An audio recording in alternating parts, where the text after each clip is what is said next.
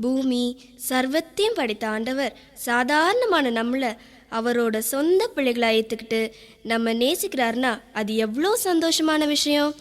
தாவீது ராஜா ஆடி பாடின மாதிரி நாமளும் கைத்தட்டி டான்ஸ் பண்ணி பாட வேண்டாமா? ரெடி? 1 2 3 4.